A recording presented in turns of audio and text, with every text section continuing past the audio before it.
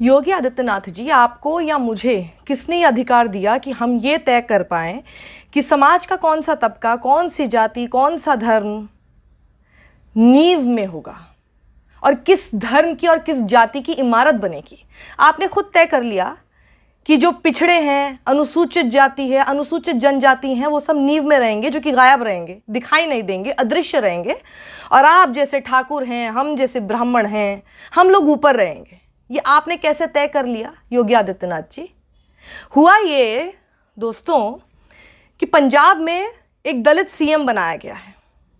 पहली बार पंजाब को एक दलित सीएम मिला है, और तो और इस वक्त देश के किसी भी और राज्य में दलित सीएम ही नहीं है। पंजाब को वो भी कल मिला है।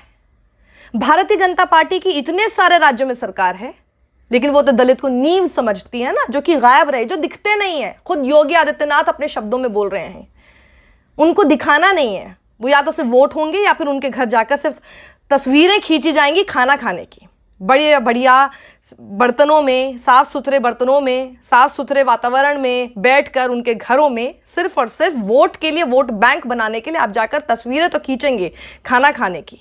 लेकिन ये अदृश्य लोग हैं। आप कौन होते हैं ये तय करने वाले कि ये अदृश्य हैं? और जब से पंजाब में दलित सीएम मिला है, तब से भाजपा वाले यानी कि भारतीय जनता पार्टी को इतनी दिक्कत क्यों हो रही है? भाई, आपने गुजरात में विजय रूपानी को हटाया, एक और आपने सीएम बना दिया, ठीक है, फेयर इनफ, आपका अधिकार। आप भले ही अपनी फेलियर्स को ना माने, लेकिन दिखता तो है ही कुछ ना कुछ फेलियर्स है। कहा जा रहा था कि कैप्टन अमरिंदर सिंह के साथ उनके अपने एमएलए ही नहीं है। कैप्टन अमरिंदर सिंह ने कई सारे प्रोमिसेस फुलफिल नहीं किए तो उनको हटा दिया गया, दूसरे को रखा गया। लेकिन आप ये बात नहीं मानेंगे। आप उत्तराखंड में भी 3-3 सीएम बदल देते हैं, लेकिन आप ये बात नहीं मानेंगे। तब तो बहुत ही स्ट्रांग, गोदी मीडिया की नजर में मास्टर स्ट्रोक होता है।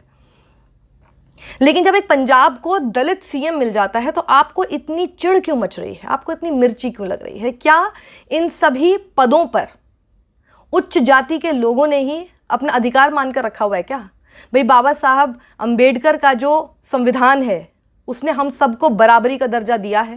फिर आप हो या मैं हो या कोई भी हो, किसी भी जाति का हो, किसी भी धर्म का हो, किसी भी जेंडर का हो, किसी भी रेस का हो, वो शख्स उतना ही अधिकार रखता है जितना कि आप रखते हैं योगी आदित्यनाथ।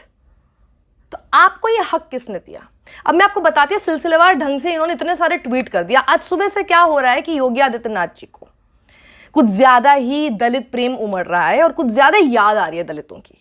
मैंने ढूंढने की कोशिश की, भैया बाबा साहब अंबेडकर का अचानक से नाम इन्होंने ट्वीट में डाल दिया, तो क्या आज उनकी जयंती, आज उनका कुछ भी है उनसे रिलेटेड? कुछ भी नहीं है। दलित सीएम मिला पंजाब को, और चूंकि इनको विरोध करना ही था, क्योंकि भाई वो कांग्रेस की स्टेट है, एक ट्रेंड चलने लग गया कि दलित विरोधी भाजपा।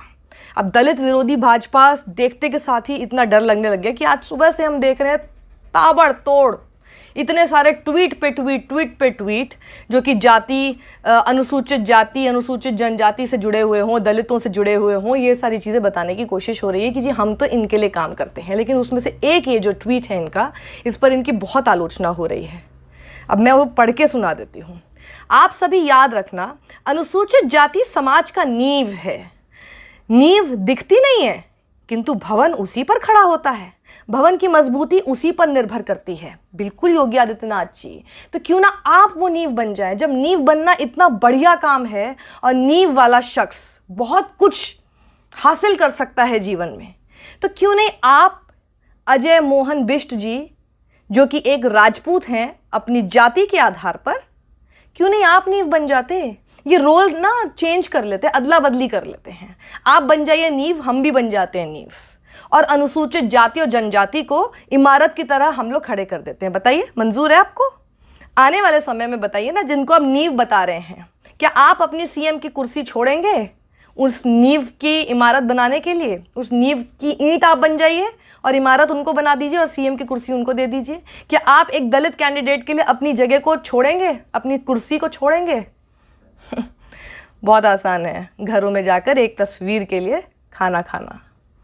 अपनी बातों पर अमल करने की कोशिश कीजिए। पहले सोचिए, भारतीय जनता पार्टी, आपके किसी भी राज्य में एक भी दलित सीएम क्यों नहीं है? इससे पहले ये डिबेट ही नहीं थी और इससे पहले शायद किसी की नज़र में ही नहीं आया, और ये दुख है इस बात का कि किसी की नज़र में नहीं आया। लेकिन जैसे ही पंजाब को एक दलित सीएम मिलता है, भले ही कुछ महीनों के लिए, किसी को नहीं पता आगे भी क्या होता है, लेकिन कम से कम ये बात डिबेट में तो आई, डिस्कशन में तो आई कि इस देश में किसी राज्य में एक दलित सीएम नहीं है। वैसे मीडिया में भी कोई दलित एडिटर नहीं है तो पता नहीं, मैंने तो नहीं देखा। दलित एंकर्स भी पता नहीं, आई डोंट नो। आपको लगता है कि नीवी बने रहना चाहेगा कोई शख्स, कोई तबका, उसको वही बनाकर छोड़ेंगे तो उसके पास फिर कोई ऑप्शन नहीं है। लेकिन अपने लिए लड़ने का अधिकार हर किसी को है और अपने लिए महत्वाकांक्षाएं रखने का अधिकार भी हर किसी को है, जैसे आपको है, जैसे मुझे है। सत्यमेव जयते।